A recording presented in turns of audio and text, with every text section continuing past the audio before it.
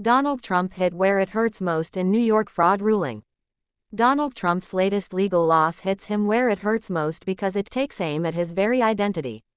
For decades, he has marketed himself as a genius business mogul who made it big in one of the world's most cutthroat cities, in large part because of relentless self-promotion.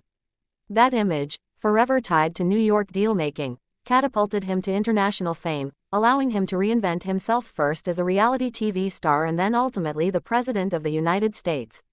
But Judge Arthur Engoron's ruling in a civil fraud case, related to the inflation of property values and lying on financial statements to obtain better loan terms, undermines Mr. Trump's entire narrative. It instead paints him as a fraud and inflicts a massive blow to his business empire and wealth. Donald Trump once remarked that the mind can overcome any obstacle. But what an obstacle this is. The verdict significantly curtails the Trump Organization's ability to do business in New York. He has personally been banned from holding any directorships for 3 years, and his company cannot secure loans with financial institutions registered with the city during that time either.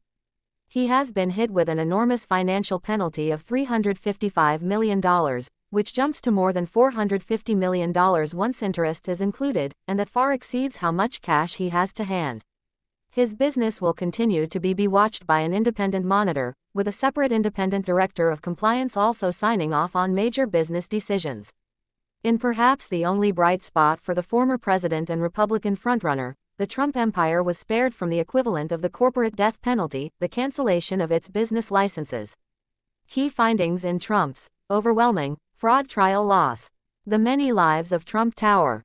Mr. Trump has for decades seemed to rally and recover from scandals and legal challenges that could irreparably damage others, so much so that he has been referred to as Teflon Don, because nothing sticks. The nickname previously belonged to the mob boss John Gotti after he won a series of high-profile acquittals in the 1980s. But today's verdict signals that Donald Trump's luck, like Gotti's, may be running out. Judge Engoron noted Mr. Trump and the other defendants' lack of remorse and history of repeated and persistent fraud. In this case, he said the examples of fraud over more than a decade at the company leap off the page and shock the conscience. Yet the defendants were incapable of admitting the error of their ways, he said, writing, their complete lack of contrition and remorse borders on pathological. Unsurprisingly, Mr. Trump sees things very differently. He says he built a perfect company, and rejects that he should be punished for fraud because banks were paid back in full. He continues to repeat claims, without evidence, that his legal challenges are just a plot by elite Democrats to keep him out of the White House. According to Mr. Trump's estranged niece Mary Trump, the judge's ruling amounts to the end of the Trump family legacy. Today is an emotional day, but one thing is for certain: the Engoron decision is absolutely devastating for Donald, she wrote on social media. As the son of a real estate developer whose projects included middle-class apartment buildings in the outer boroughs of Brooklyn, Queens and Staten Island, Mr. Trump always dreamed of making a name for himself among the skyscrapers of Manhattan. A 7-year spree of construction from 1976-1983, including the eponymous Trump Tower, solidified his reputation as a real estate giant in New York. Not many sons have been able to escape their fathers, he told the New York Times in 1983, the implication being that at 37, he already had. And it's true that the 1980s era of greed and excess was a prosperous time for the brash young developer. Trump Tower, with its prime location on Fifth Avenue, put Donald Trump on the map.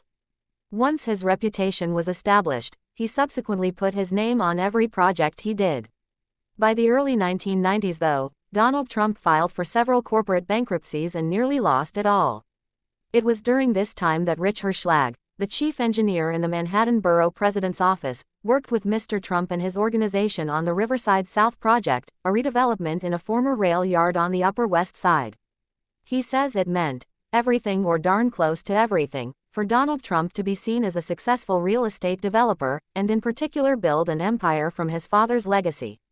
To watch it potentially gutted and decimated, I can't imagine that's anything less than an emotional horror, he told the BBC. How can Trump pay massive civil penalty?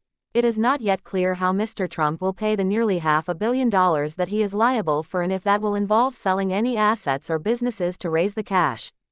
His sprawling real estate empire in New York is valued by Forbes at $490 million, but there are many other properties around the country, including hotels, golf courses, condominiums, and even a winery.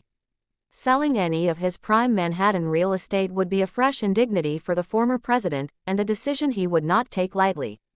But whether or not Donald Trump is able to recover from this financial shock, the outcome has surely dented his fortune, perhaps irreparably. The ruling in the city where he rose to the top, while always remaining something of an outsider, is undoubtedly a big loss. And for more than 6 decades in New York real estate, there's no figure Mr. Trump has derided more than the loser.